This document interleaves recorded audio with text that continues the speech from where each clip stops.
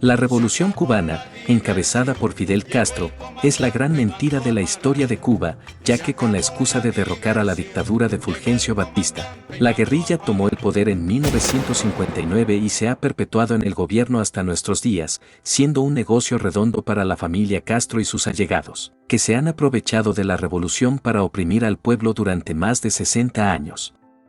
El cuento romántico que se ha vendido al mundo de este movimiento, nada tiene que ver con la realidad, porque desde sus inicios hasta el día de hoy, ha sido sangriento, autoritario y discriminatorio. Es por eso que me dediqué a investigar para traerles este video con las mentiras y verdades a medias de la Revolución cubana. Las fuentes las dejo en la descripción. Iniciemos. Capítulo 1. Desmintiendo la Revolución cubana. La Revolución cubana dio inicio el 26 de julio de 1953, cuando una banda de jóvenes dirigidos por Fidel Castro empezó una lucha armada contra el gobierno de Batista. Este grupo tenía por nombre la Generación del Centenario y trató de atacar algunos cuarteles militares, pero fracasaron y los revolucionarios que sobrevivieron fueron apresados. 2 años más tarde, en 1955, circuló un documento emitido por las Fuerzas Populares Cubanas que reclamaba la liberación de los presos políticos. Fue tal el éxito, que esto se hizo escuchar por todo el continente y bajo la presión internacional, se dictó una amnistía y los militantes revolucionarios fueron liberados. Ya libres, Fidel y su hermano Raúl crearon el Movimiento 26 de Julio para continuar con la actividad revolucionaria. Luego viajaron a México y ahí formaron un ejército guerrillero con el fin de sacar a Batista de la presidencia.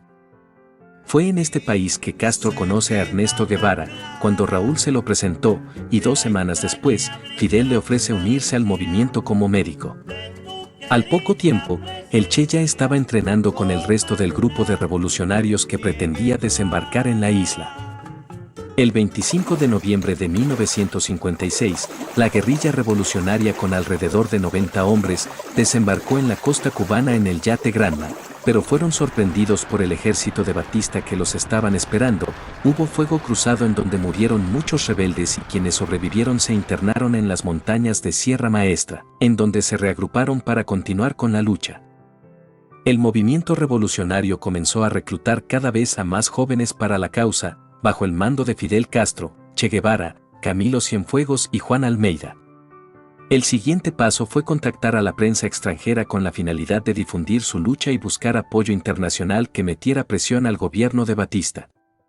Ya en 1958, los combates entre los rebeldes y el ejército de Batista se hicieron cada vez más intensos. La guerrilla revolucionaria diseñó nuevas tácticas de combate y las clases bajas, engañadas por Fidel, apoyaban cada vez más a los grupos guerrilleros rebelándose en contra del régimen.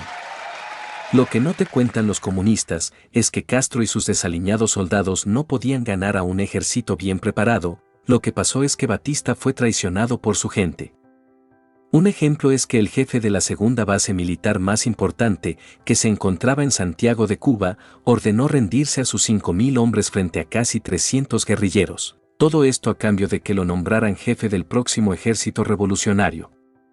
Los propios sargentos empezaron a venderle toda clases de armas a la guerrilla y le devolvieron el poder a Castro y amigos.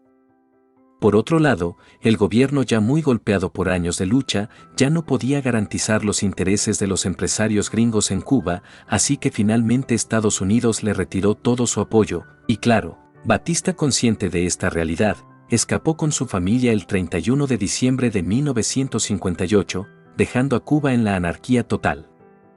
Antes de la Revolución cubana, antes que Castro tomara el poder, había una Cuba en pleno cambio hacia el progreso y la modernidad. En 1958, siendo un territorio pequeño, con apenas 6.5 millones de habitantes, la isla se encontraba entre las primeras 30 economías del mundo. En el segundo gobierno de Fulgencio Batista, que comprendió desde 1952 a 1959, el PBI per cápita era igual al de Italia y un 100% mayor al de España. Además que el peso cubano tuvo un valor idéntico al dólar desde 1915 hasta el año en que Batista fue derrocado. Según la Organización Internacional del Trabajo, el salario promedio antes de la bendita revolución era el octavo más alto del mundo y el salario de la industria agrícola era más alto que en muchos países de Europa. En comparación con el resto de los países de Latinoamérica, Cuba era el segundo país con menor mortalidad infantil, era el segundo con los más bajos índices de analfabetismo, era el país con más automóviles por habitante, el pueblo con más electrodomésticos y con más kilómetros de líneas férreas. Es decir, antes de Fidel, Cuba era uno de los países más desarrollados de América Latina y mostraba índices socioeconómicos superiores a los de muchas regiones de Estados Unidos y de Europa. Ahora veamos el después. Castro prometió a su pueblo el 16 de febrero de 1959 que Cuba se convertiría en una potencia, compromiso que repitió en 1962. Tengo la seguridad de que, en el curso de breves años, elevaremos el estándar de vida del cubano, superior al de Estados Unidos y Rusia. La verdad es que en toda la historia latinoamericana, ningún país se ha empobrecido de una manera tan atroz y por mucho tiempo como Cuba en las manos de la revolución castrista. Jurando y perjurando la independencia del sometimiento de los gringos, convirtió a la isla en una cárcel en donde el dinero no alcanza para comer. La mayor fuente de ingresos de Cuba son las remesas de los exiliados, mayoría que vive en Estados Unidos, que aportan más de 1.000 millones anuales. Hay una amenazante restricción hacia la libertad de expresión. Desde la revolución, hay un estancamiento económico, los niños no comen, cada vez hay menos escuelas, y las que se mantienen solo adoctrinan a los jóvenes en el comunismo y socialismo. Con la revolución empezó una dictadura del terror, al hermano cubano no le está permitido vivir conforme a sus convicciones, y los que lo han intentado han acabado muy mal. Lo que tienen en Cuba es un sistema socialista que ha elevado una clase política que usa cualquier método que tenga a su alcance para perpetuarse, sacar de en medio a cualquier competencia y acabar con el que se oponga o esté en su contra. Como su nombre lo indica, el bloqueo consiste en impedir que un territorio pueda comerciar con el resto del mundo, tomando medidas militares que aseguren la obstrucción de todo tipo de relaciones con cualquier otro país, bloqueando las fronteras, puertos y aeropuertos para que la nación castigada no tenga conexión con el exterior y su economía se vea afectada. Dejando claro que es un bloqueo económico, hay que revelar que la revolución castrista se apoderó de propiedades y empresas de los estadounidenses que vivían dentro de Cuba, y fueron expulsados de la isla sin alguna compensación monetaria, todo esto debido a la estatización de las empresas extranjeras, así como la nacionalización de los bancos de Estados Unidos en territorio cubano, junto con más de 100 industrias azucareras. Por lo que en febrero de 1962, el presidente John F. Kennedy decidió aplicar a Cuba lo que se conoce como un embargo total en respuesta a la apropiación de empresas extranjeras por parte de Fidel. Este embargo únicamente prohibía el intercambio comercial entre Estados Unidos y Cuba, y nunca se trató de un bloqueo. Es más, el país cubano comercializa productos de Canadá, China, España, México, Alemania y una lista larguísima de naciones. Lo que los socialistas quieren ocultar es que el problema no es el falso bloqueo, sino es el régimen cubano que maneja toda la economía y la maneja mal. Solo por mencionar algunos datos, la inflación es de 30%, la gasolina aumentó un 400%, la leche es un producto de lujo y la carne es inalcanzable para la gran mayoría. En solo 3 años el dólar pasó de 25 a 325 pesos cubanos. Así que no es culpa del imperialismo yanqui como quieren darte a saber. Quiero hablar de este tema tan controversial, porque me llama la atención que miles de jóvenes traen camisas del Che Guevara en las marchas del orgullo, así como dan su apoyo a un régimen que los detestaba. Desde el inicio Fidel Castro lo había dejado claro diciendo en 1965. Nunca hemos creído que un homosexual pueda personificar las condiciones y requisitos de conducta que nos permitan considerarlo un verdadero revolucionario. Una desviación de esa naturaleza choca con el concepto que tenemos de lo que debe ser un militante comunista. Dijo esto al mismo tiempo que comenzaba la cruel persecución a estas personas por parte del gobierno cubano. Tras los juicios revolucionarios y cientos de fusilamientos que se dieron en los primeros años después del triunfo de la revolución, el siguiente paso del plan macabro de Castro tuvo como objetivo reeducar a los disidentes sexuales, considerados una amenaza para la sociedad en la que surgiría el hombre nuevo, Aquel individuo realmente emancipado de las garras del capitalismo, según la teoría marxista. Para esto, el Che Guevara fue el organizador de la construcción del primer campo de trabajos forzados en la península de Guanacabibes, en donde se encerraban, torturaban y quitaban la vida a afeminados, católicos, sacerdotes, a cualquiera que tuviera el pelo largo o le gustara el rock. Los testimonios de quienes sobrevivieron a estas prisiones y se encuentran fuera de Cuba han contado que allí se producían fusilamientos, mutilaciones y palizas. Especialmente se ensañaban con los gays a quienes daban los trabajos más duros y desagradables, aquellos en los que se necesitaba más fuerza física, para según, convertirlos en hombres. Y ahora veo a estos jóvenes ondear su bandera LGTB con la cara del Che, gritando y apoyando al comunismo, régimen donde nunca serían aceptados. Ahora es muy importante hablar de los dos revolucionarios más importantes de esta eterna revolución. Capítulo 2. Ernesto Che Guevara, el gran héroe de los comunistas. Desde niños hemos visto a millones de personas que veneran al Che Guevara como un ídolo que dio libertad a los pueblos cubanos, un hombre valiente que sacó al maldito capitalismo de Cuba y un héroe que daba su vida por los demás, todo por el amor y respeto al prójimo. Lo que no te cuentan en la escuela es esto.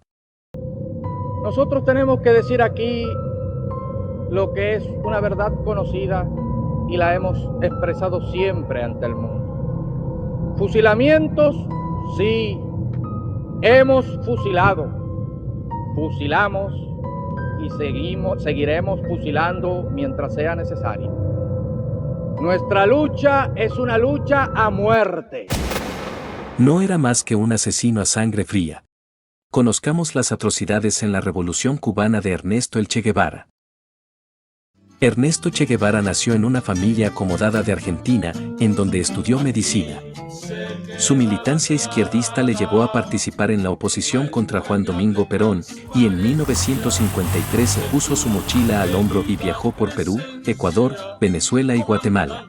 Descubriendo la miseria de los pueblos hispanoamericanos y como todo buen zurdo, lo más fácil era echarle la culpa al imperialismo norteamericano y naturalmente como pasa en estas ocasiones, se inclinó definitivamente hacia el marxismo. En 1955 el Che Guevara conoció en México a Fidel Castro y a su hermano Raúl Castro, que preparaban una expedición revolucionaria para derrocar el gobierno de Fulgencio Batista. Guevara hizo amistad con los Castro, se unió al grupo como médico y desembarcó con ellos en Cuba en 1956. Instalada la guerrilla en Sierra Maestra, Guevara se convirtió en la mano derecha de Fidel, la disposición del Che que tenía para la guerra, cuando viajaba con Castro y los demás, desde México a Cuba a bordo del Granma. Se define en una frase de una carta para su esposa que escribió el 28 de enero de 1957, poco después de desembarcar en la isla. Publicada en su libro Ernesto, una biografía del Che Guevara en Sierra Maestra, que dice: Estoy en la manigua cubana, vivo y sediento de sangre. El Che Guevara sería el encargado durante 1957 hasta 1959 de los campos de concentración de la Sierra Maestra, donde asesinaría a sangre fría a 14 personas y cometería más de 190 homicidios por traición en el campo de concentración de la Cabaña, cuyas confesiones las escribiría en sus diarios. Por ejemplo, en una carta que redactó a su padre, le platica sobre la ejecución del guía campesino Eutimio Guerra el 18 de febrero de 1957, acusado de dar información al enemigo. Escribió que nadie se atrevía a matarlo y él lo mató. Acabé el problema dándole un tiro con una pistola del calibre 32 en la sien. Boqueó un rato y quedó muerto. A un ser humano es algo feo, pero ejemplarizante. De ahora en adelante aquí nadie me va a decir sacamuelas de la guerrilla. Tengo que confesarte, papá, que en ese momento descubrí realmente que me gusta matar. También le escribió algo así a su madre, diciendo: Soy todo lo contrario de un Cristo, lucho por las cosas en las que creo, y trato de dejar muerto al otro para que no me claven en ninguna cruz. Hay otra carta que le manda a su primera esposa, Hilda Gadea, desde la Sierra Maestra, el 28 de enero de 1957, donde se puede leer: Aquí en la selva cubana vivo sediento de escribo estas ardientes líneas inspiradas en Martí. En su diario escribe que más tarde mató a tiros a Aristidio, un campesino que tenía el deseo de irse del ejército rebelde. mientras se preguntaba si esta víctima en particular era en verdad lo suficientemente culpable como para merecer la muerte. Igual, no vaciló en ordenar la muerte de Echevarría, el hermano de uno de sus camaradas, por crímenes no especificados en su diario, solo escribió, tenía que pagar el precio. En otros momentos simularía ejecuciones sin llevarlas a cabo, como un método de tortura psicológica. Algo para recalcar, para todos aquellos que piensan que Guevara es un héroe, es que ninguno de estos homicidios fue en combate, todos fueron ejecuciones y muchas sin previo juicio. También debemos sumarle más de 1500 homicidios en la cabaña que fueron realizados por órdenes del Che. Y ahora resulta que nos lo quieren vender como símbolo de paz, inclusión y justicia, de igual manera en que mucha gente sigue orgullosamente la ideología comunista marxista, la cual es la que más daño le ha hecho a la humanidad. El Che Guevara ha pasado en el mundo actual, de guerrillero a símbolo de la cultura pop, tanto, que la izquierda lo convirtió en insignia de los derechos humanos, del medio ambiente y sobre todo, de la comunidad LGBT, lo cual causa mucha gracia, teniendo en cuenta que Guevara consideraba a los gays como perversos y bajo órdenes de Fidel Castro, alegremente diseñó un campo de concentración para homosexuales situado en la península de Guanacabibes.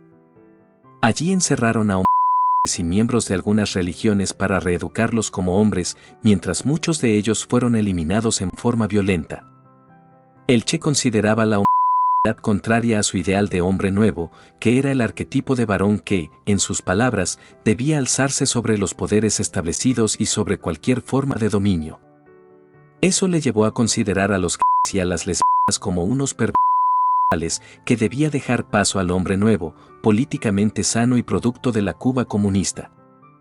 Pero no era solo del Che este odio, también Fidel Castro, en varias entrevistas, sostuvo la incompatibilidad del homosexual con el grupo revolucionario que dirigía. Nunca hemos creído que un homosexual pueda personificar las condiciones y requisitos de conducta que nos permita considerarlo un verdadero revolucionario, un verdadero comunista. Una desviación de esa naturaleza choca con el concepto que tenemos de lo que debe ser un militante comunista. Basta leer lo que escribió Reinaldo Arenas en su libro autobiográfico titulado Antes que anochezca, donde Arenas cuenta que fue internado en el campo de concentración por ser homosexual, y describe detalladamente las atrocidades que sufrió a causa de su orientación sexual. En ese campo también se llevaron a cabo fusilamientos de opositores al régimen, como disidentes políticos, católicos, etc., y el propio Che Guevara pudo hacer honor al apodo que se había ganado de carnicero de la cabaña y también se jactó de ello a nivel internacional, como ejemplo el video del inicio.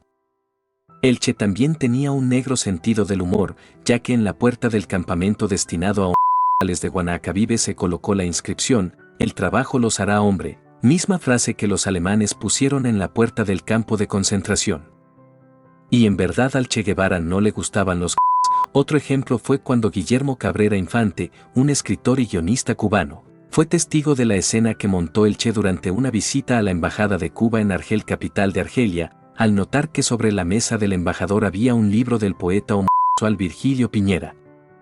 La reacción de Guevara fue tomar el libro y tirarlo al suelo, preguntando qué hacía en la embajada el libro de ese maricón, a lo que el embajador se disculpó rápidamente explicando que era cosa de su esposa.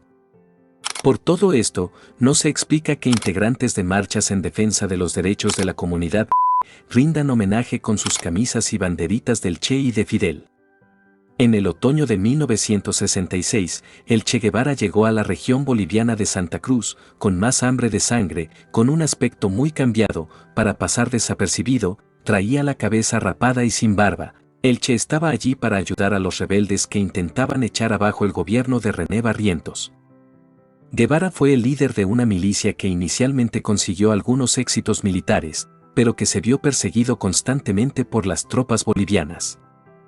A principios de octubre de 1967, un destacamento especial del ejército de Barrientos, apoyado por la CIA, se enfrentó a los rebeldes y el escuadrón fue aniquilado casi en su totalidad. El Che, que resultó herido con un disparo en la pierna, fue capturado. Al día siguiente, el 9 de octubre, en La Higuera, el Che Guevara fue ejecutado. Se sabe que se convocó a algunos soldados y suboficiales para que se hicieran cargo de matar al Che, y el elegido fue el sargento Mario Terán. Ahora, existen muchas versiones sobre el momento final de Ernesto Che Guevara y la mayoría son fantasiosas. Terán murió el 10 de marzo de 2022 y la única declaración que en verdad se le atribuye fue publicada por la revista Paris Match, por la periodista Michelle Ray, en la que dijo para los micrófonos: Dudé 40 minutos antes de ejecutar la orden. Me fui a ver al coronel Pérez con la esperanza de que la hubiera anulado, pero el coronel se puso furioso, así es que fui. Ese fue el peor momento de mi vida. Cuando llegué, el Che estaba sentado en un banco. Al verme dijo, «Usted ha venido a matarme». Entonces di un paso atrás, hacia el umbral de la puerta, cerré los ojos y disparé la primera ráfaga. El Che, con las piernas destrozadas, cayó al suelo, se contorsionó y empezó a regar muchísima sangre. Yo recobré el ánimo y disparé la segunda ráfaga, que lo alcanzó en un brazo, en el hombro y en el corazón. Ya estaba muerto. Antes de enterrarlo en un lugar secreto, los ejecutores del Che Guevara hicieron fotos de su cuerpo acribillado y le cortaron las manos, así podrían verificar su identidad con sus huellas digitales, y decirle al mundo que el Che Guevara era historia. Muchos años después, en 1997, se descubrió una fosa común cerca de Valle Grande, en Bolivia, con 7 cuerpos enterrados. Los restos se identificaron y pertenecían a los cadáveres del Che y de 6 compañeros de guerrilla. Sus restos fueron trasladados a Cuba y enterrados en un memorial grandioso en Santa Clara, en el 30 aniversario de la muerte del Che. Desgraciadamente hay personas que utilizan su ingenio y perseverancia para mal, y en este caso el pueblo cubano aún sigue pagando por las acciones de esta máquina de llamado Ernesto Che Guevara. Capítulo 3.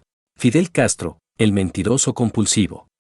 De seguro muchas veces has escuchado a la izquierda defender con uñas y dientes al dictador Fidel Castro y su gran régimen socialista, con el que ayudó al pueblo cubano a salir del yugo de los estadounidenses. Pero lo que no te dicen estos zurdos es que Cuba es uno de los países con más miseria del mundo, mientras la familia Castro vive como grandes jeques, gracias a las mentiras y promesas incumplidas de Fidel. La izquierda y los amantes del sistema comunista quieren blanquear el represivo y sangriento régimen castrista, en donde no existe la libertad y ha dejado miles de cubanos muertos. Sin más, esto es, las 12 mentiras de Fidel Castro que destruyeron a Cuba. Mentira número 1. No me interesa el dinero, ni el poder, solo quiero servir a mi pueblo de la mejor manera. En todo momento de su vida se mantuvo afirmando que no era dueño de ninguna fortuna, que no tenía ni un solo dólar. Pero, según la revista Forbes, Fidel Castro dejó una herencia que casi alcanzaba los $1.000 millones. Mentira número 2. Solo puedo decirles que no soy comunista ni tampoco el movimiento, pero no tenemos que decir que somos anticomunistas por agradar al extranjero. En realidad Castro era un desvergonzado mentiroso patológico, y en esa ocasión negó enfáticamente que el comunismo tuviera algo que ver con él, aunque más tarde, en el programa de televisión La Universidad Popular, en diciembre de 1961 declaró que era marxista-leninista y lo sería hasta el último día de su vida. Esta mentira la dijo para ganar tiempo, pues las condiciones aún no le eran propicias al inicio del régimen para declararse comunista. There is not communism or Marxism in our ideas. Our political philosophy is representative democracy and social justice in a well-planned economy. Mentira número 3. Habrá libertad para los que hablan a favor nuestro, y para los que hablan en contra nuestra y nos critican. La verdad es que impidió toda libre expresión del pensamiento que no estuviera conforme con su tiránico régimen. Desapareció a todo aquel que se atrevió a criticar el proceso revolucionario, forzándolos a abandonar el país bajo amenaza, metiéndolos a prisión o definitivamente fusilándolos. Mentira número 4. Hoy, no hay más torturas, ni presos políticos, ni asesinatos, ni terror. Hoy solo hay más que alegría. Con las estadísticas de los últimos 60 años en las manos, podemos decir que hay 7.700 muertes documentadas, más de 475.000 presos políticos han sido encarcelados, Más de 96.000 han fallecido en el estrecho de la Florida tratando de escapar. Más de 15.000 cubanos muertos en guerras internacionales de solidaridad como la invasión de Bahía de Cochinos, la insurrección del Escambray y todas las acciones guerrilleras en América Latina. Además, durante muchos años la Comisión de Derechos Humanos de la ONU ha denunciado las torturas de los presos políticos cubanos, donde se ha llegado a constatar que a muchos presos les inyectan el virus del SIDA, si su familia dice o reclama algo. Mentira número 5. Deseamos establecer en Cuba una verdadera democracia, sin trazo alguno de fascismo, peronismo o comunismo. Estamos en contra de toda clase de totalitarismo. Como ya sabemos, estableció un estado totalitario donde no hay partidos políticos, hay alguna clase de elecciones, pero no hay rivales, además acabó con las instituciones religiosas, y censuró y embargó las empresas dedicadas a la prensa, radio y televisión. Así fue como reprimió al pueblo, llevándolos a la miseria, creando escasez de alimentos, empujando a las mujeres a prostituirse para vivir y dar de comer a sus hijos. Lo bueno es que estaba en contra del totalitarismo. Mentira número 6. Tenemos los mejores hospitales y médicos del mundo entero. Cuba puede sentirse segura.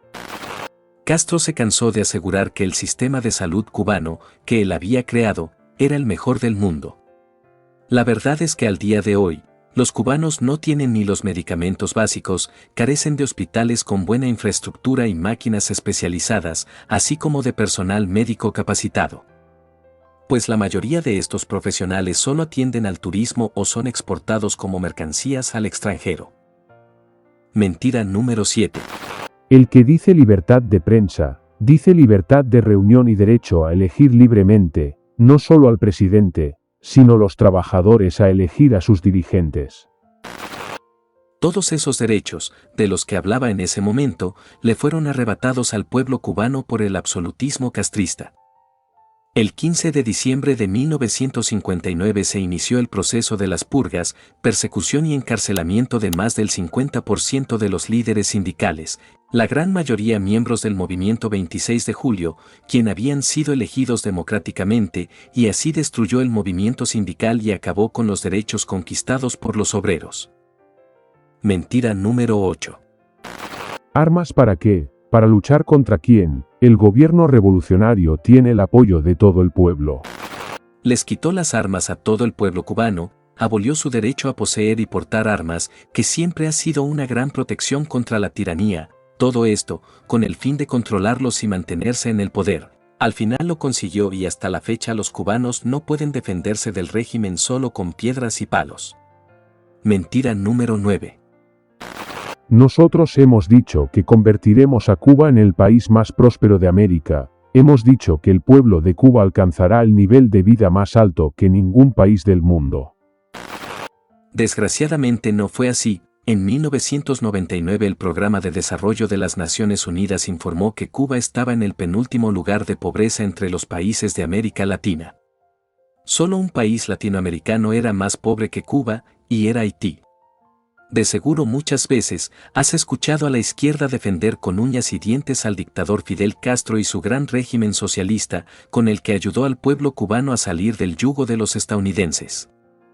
Pero lo que no te dicen estos zurdos es que Cuba es uno de los países con más miseria del mundo, mientras la familia Castro vive como grandes jeques. Un dato muy importante es que, desde 1961 hasta 1990, Cuba recibió un promedio de $4.000 millones al año en subsidios de la Unión Soviética y del 2000 al 2014, el subsidio de Venezuela ha sido estimado en $105.000 millones. Durante todo este tiempo, los recursos para la edificación de viviendas, el transporte público y las calles y carreteras brillan por su ausencia, y el nivel de vida cubano disminuyó notablemente. El régimen tiránico se repartió el dinero para unos cuantos, llevándose el pedazo de pastel más grande Fidel Castro y familia. Mentira número 10. Nunca hemos prohibido las salidas legales, los cubanos son libres de salir y regresar del país. Es bien sabido que se ha negado desde siempre el derecho de los cubanos a viajar libremente. Este es otro de los muchos derechos que les han quitado. Los cubanos no pueden salir o entrar legalmente del país sin la aprobación del régimen. Los cubanos que desean salir pierden sus pertenencias y hogares. Hay muchas evidencias que los que no logran escapar o son deportados a Cuba, están marcados y sufren persecución y en numerosos casos son enviados a prisión. El régimen de Fidel ha sido el mayor inconveniente de que las familias cubanas no estén juntas. Hay, literalmente, miles de familias cubanas separadas por el gobierno, como en Alemania, pero sin muro. Mentira número 11. Y nuestro país conoció cosas tan dolorosas como ver niñas de 14 y 15 años en los prostíbulos, corrompidas por los oligarcas, sencillamente para que se divirtieran los turistas yanquis. La realidad es que la prostitución de menores antes de Fidel Castro era extremadamente rara. El número de menores víctimas de esta explotación ha aumentado de manera constante. Es abominable que el régimen, debido a sus problemas económicos y por la cantidad de dinero que genera este comercio, lo permite para atraer más turistas. Desgraciadamente Cuba se ha convertido en un imán para los turistas sexuales y pedos, y los pequeños son víctimas de este tipo de explotación. Para un gobierno que se enorgullece de proteger y educar a los niños, la existencia de este tipo de servicios los deja en una clara evidencia. Mentira número 12. Nosotros estamos haciendo unos colegios maravillosos para el pueblo, colegios para los cubanos mucho mejores, y es lo que estamos haciendo. La verdad es que en las aulas de clases solo hay un objetivo y es implantar las ideas socialistas, adoctrinamiento puro y duro. Los llamados logros educativos del régimen castrista han terminado en un rotundo fracaso después de más de 60 años y las estadísticas hablan más que 1000 palabras. En 1958, con una población de 5.63 millones, habían 8.436 escuelas primarias, pero en el 2016, con una población de 11.2 millones, según la Oficina Nacional de Estadística e Información, existen 6.863, lo que habla de que actualmente hay menos escuelas primarias urbanas y rurales que en 1958. Esto fue lo que no te cuentan en la escuela.